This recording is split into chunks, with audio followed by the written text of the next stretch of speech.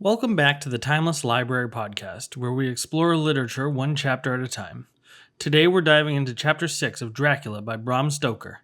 This chapter transitions us back to England, expanding the narrative beyond Jonathan Harker's journal to the voices of Mina Murray and Lucy Westenra. Through their letters and diary entries, we begin to see Dracula's dark influence creeping closer to Victorian society, one sleepwalker at a time. Let's get into it. Chapter 6 shifts focus away from Transylvania to Whitby, a seaside town in England. We now follow Mina Murray's journal entries and letters to her fiancé, Jonathan Harker, as well as Lucy Westenra's correspondence. Mina is spending the summer in Whitby with Lucy, who is struggling with sleepwalking and bouts of extreme fatigue. Mina notes Lucy's strange nocturnal behavior with increasing concern. We're also introduced to a new character, Mr. Swales, an elderly local who enjoys walking through the churchyard and sharing eerie tales of the dead with the two young women. His cynical views on death and the afterlife unsettle Lucy but intrigue Mina, who records their conversations in detail.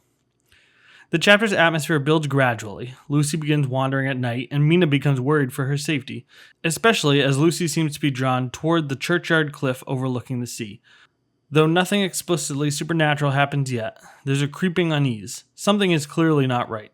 This shift from exotic horror to subtle domestic suspense marks a turning point in the novel's structure. Key quotes and analysis. There is something in that wind and in the aureoled town itself which makes us seem as if we were living in a storybook. Mina's early reflections on Whitby cast the town as a liminal space between reality and myth. This perception foreshadows the supernatural events to come. Her romanticized view also highlights how unprepared the characters are for the horror that's approaching. She walks in her sleep, and I have seen her go out of the house several times. This line is key in establishing Lucy as a vulnerable figure. Sleepwalking is both a medical phenomena and a literary device, suggesting openness to supernatural influence, loss of agency, and looming danger. My belief is that some of those who were buried here cheated the undertaker and are buried when they are not quite dead. Mr. Swales. This quote bridges superstition with foreshadowing. Swales' gallow humor about premature burial points to one of Dracula's key themes, the fragility of the line between life and death. His comments may seem like nonsense, but in Stoker's world, it's disturbingly relevant. Themes. Gender and vulnerability. Lucy's sleepwalking and delicate health reinforce Victorian anxiety about femininity, purity, and the fragility of women. She is cast as both angelic and endangered, a damsel archetype ready for intrusion by outside evil. The uncanny in the familiar. By shifting the setting from the Gothic castles of Transylvania to the charming, familiar town of Whitby, Stoker creates a sense of creeping dread in everyday spaces. Horror is no longer out there. It is now close to home. Death and skepticism. Mr. Swales introduces a layer of skepticism and paradoxically enhances the eerie tone.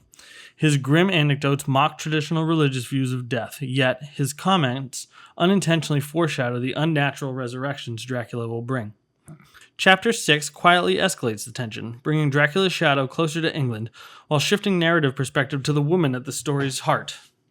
With Lucy's mysterious sleepwalking and Mr. Swales' cryptic tales, we're being prepared for the storm to come.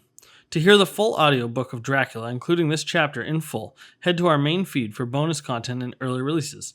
Check out patreon.com/timelesslibrarypodcast, and if you're listening on Spotify, answer the episode poll and let us know what you think is happening to Lucy. Thanks for listening, and stay watchful. Nightfall is coming.